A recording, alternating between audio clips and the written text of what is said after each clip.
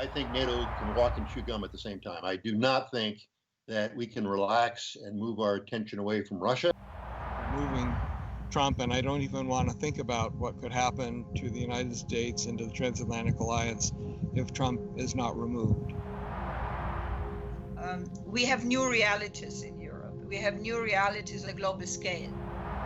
But I think that NATO, as I started with, have handled the crisis rather well. One thing that this crisis has shown, I think, is the need to invest in resilience.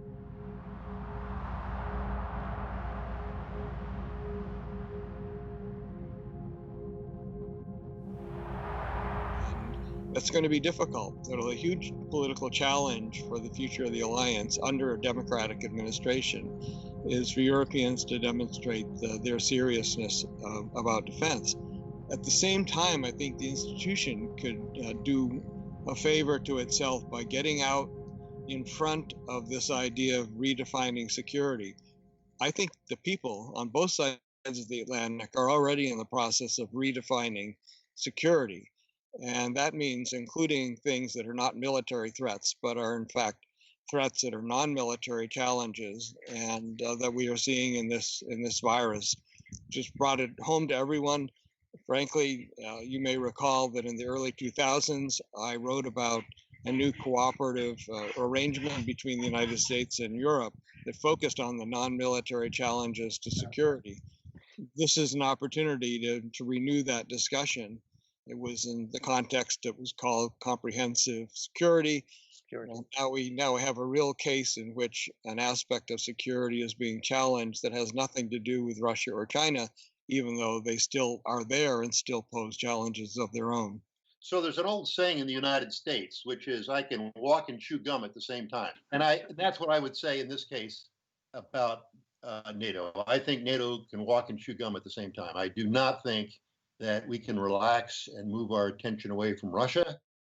Because during this pandemic, I think Russia has done a number of things which have indicated that the threat there has not declined. They have been very active in social media. The hybrid warfare approaches have actually been relatively successful for them. We haven't figured out exactly how to manage them. And I think the military concerns remain there. So I think we have to continue what was being done before the pandemic hit to strengthen NATO's deterrence, especially in the Northeast, the Baltic states, Poland, etc. And I have a concern that that's eroding because defense spending is going to go down in Europe. We've already seen a decline in the amount of money that the EU is willing to give to the mobilization, NATO's mobilization initiative. So we have to be careful not to turn our backs and walk away from that Russian threat. But I also think, in the spirit of walking and chewing gum at the same time, that NATO has tried to portray the sense that they are on top of the pandemic as best they can be. Now, NATO is not designed to deal with pandemics, but it's got a number of institutions, pieces of NATO, the disaster relief. They have capability on biochemical stuff, so they're using some of that. They're using airlift to move things around within the alliance. So, and they are making all of that public. So they're indicating, NATO is indicating, Stoltenberg has done a very good job on this, indicating that they are taking steps to enhance resilience in the face of this pandemic. NATO has also recently begun to focus more on China as a challenge. And if you look at the last communique, you'll see a nice section in there on China for the first time. So they are focusing on China, not as a military threat, but certainly as a challenge, something that has to be paid much more attention to. The northern countries, through this fund and other mechanisms, to be supporting the South, which was harder hit, both in terms of health and in terms of economics, harder hit by this pandemic And so, for the health of the EU, I think what Germany is doing there is right. But Germany is a rich country, and I do hope that its percentage of GDP spent on defense doesn't decline as a result of this spending. We'll see. The EU is in kind of an interesting situation now because of Trump's policies across the boards, critical of the EU, critical of European leaders, critical of NATO, etc. France in particular, Macron, but now Germany as well, as you indicated, they're thinking more about strategic autonomy. They're thinking more about how can we create a European military capability that is more useful. And what does that all mean for NATO? The irony is that in order to do all of that, to have serious strategic autonomy, to have a serious European military capability, you got to spend a lot more money. Yeah. And you're not doing that. So you can talk about strategic autonomy all you want, but if you really want to have it, you're going to have to spend a lot more money. That's not happening. In fact, one could argue that your dependence on the United States militarily is greater than it's ever been.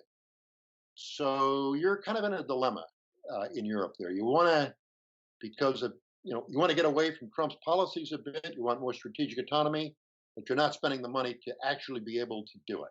I think it's critical that we not destroy this institution, that we buttress it, we keep putting our money into it, that we strengthen these various instruments like the Readiness Initiative, the Mobility Initiative, strengthen the so-called spearhead force, the ability for NATO to reinforce front lines quickly.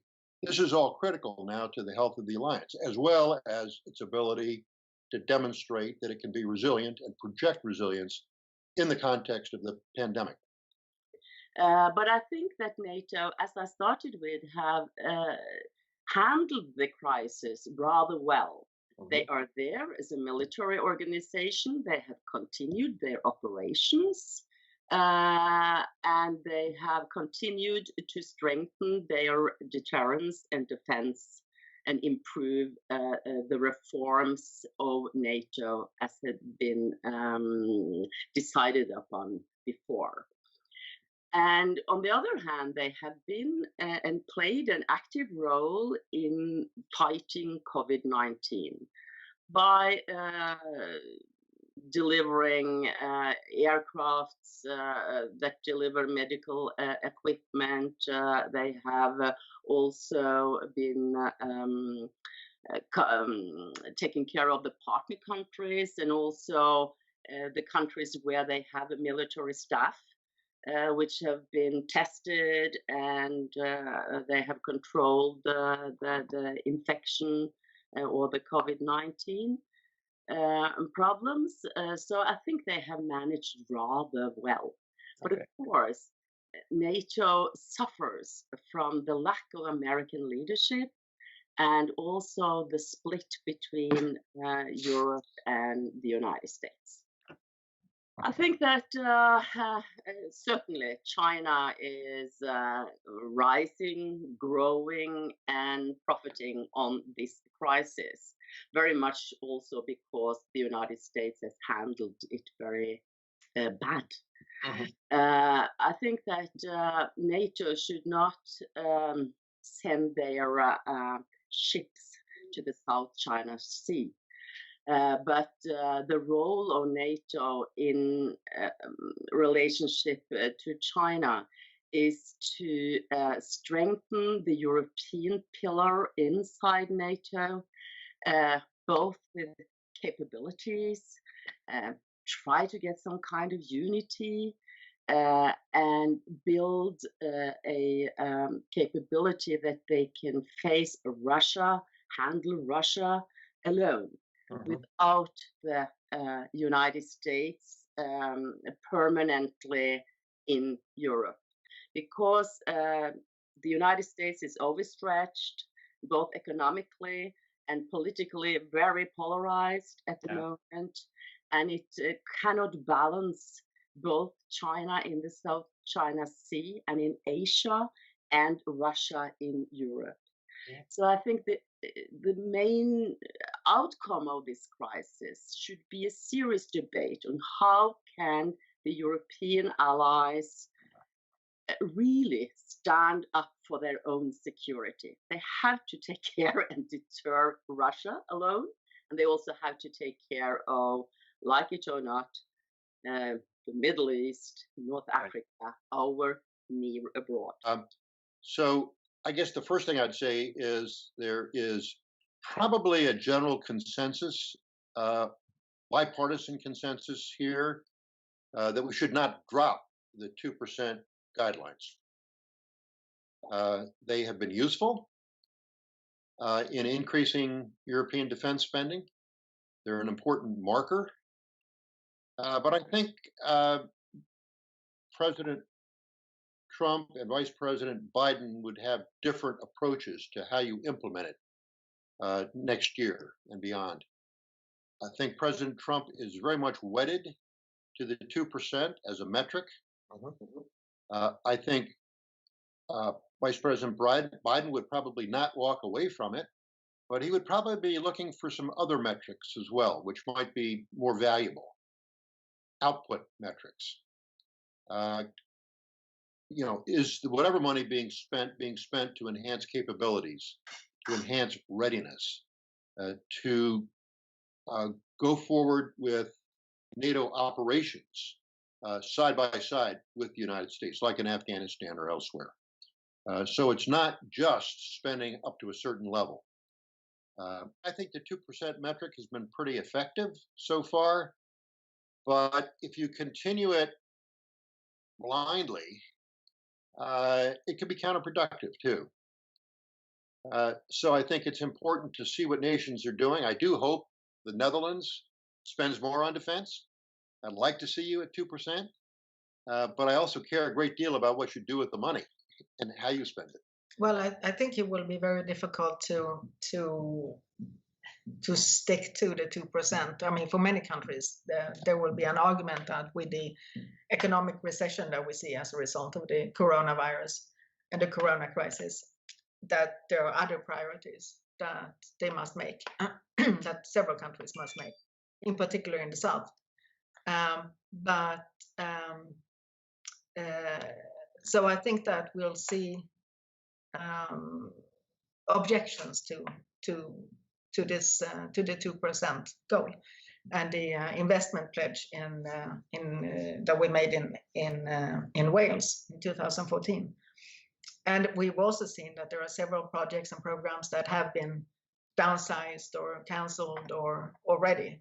So it will be very hard for politicians, I think, to make the case that we need to invest heavily, keep investing heavily or even heavier in defense when there are so many other priorities. So that is something. And also the cyber, I mean, we've seen the usual cyber attacks and disinformation campaigns from China and Russia. So that needs to be also strengthened in a way. NATO has been doing things, but I don't think it has been very clear to the general public what it has been doing and what it is doing and what a military can be doing, a military alliance or a defense alliance can be doing in a crisis like this. And we've also seen the national militaries stepping in to provide assistance. I would have expected from NATO the same which I would have expected from all our defense ministries or interior ministries, that they would be prepared for a pandemic and that they would come up with support and also practical support to fly to Italy, to fly the most vulnerable cases to another country, which perhaps would have been able to cure in hospitals which had the had the places and the facilities. So I mean, it happened to a small scale, but it took too long, and it was not really organized. And that's what really puzzled me, that in such a situation we are prepared for. I mean, you really ask yourself, we spend so much money on defense for to be prepared for events, and then a pandemic comes, and you seem, yeah. That you perhaps we should mention is that there is a role for NATO to play in all of this. I don't know if I mentioned that before, but there is a role for NATO to play in, as sort of, I mean, it already is playing a crisis management role in all of this, which needs to be, I think, addressed more publicly, so that people are aware what's happening, what's going on. But I think that pandemics, I mean, I don't know how many documents I've read over the years where pandemics have been mentioned as one of the not emerging challenges, but something that needed to be addressed. And still there has been this stunning lack of preparedness and stunning lack of resilience. And I think that is quite amazing. I see NATO and the 2% issue and the future of European security also completely out of the context of the pandemic. I just think that, like the European Union, we have new realities in Europe. We have new realities on the global scope, on the global scale. The United States, the transatlantic relationship is not in the best shape, as we all know. But this doesn't mean that the relationship with the United States will not remain, I think, a key element for the security of Europe. And that's why, again, if you like, my vision would be that we transform NATO into a new transatlantic organization with Russia.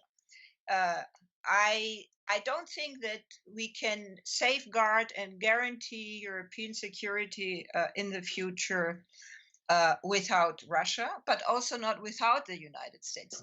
We have to keep the United States in Europe, which means we have to do more for our defense. But we should not do it against Russia.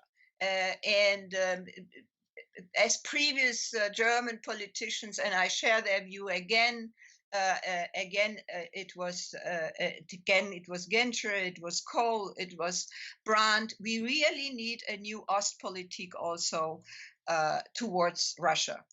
We need a new American Ostpolitik. Whether this president is able to do it, I don't know. Hopefully, maybe the next president.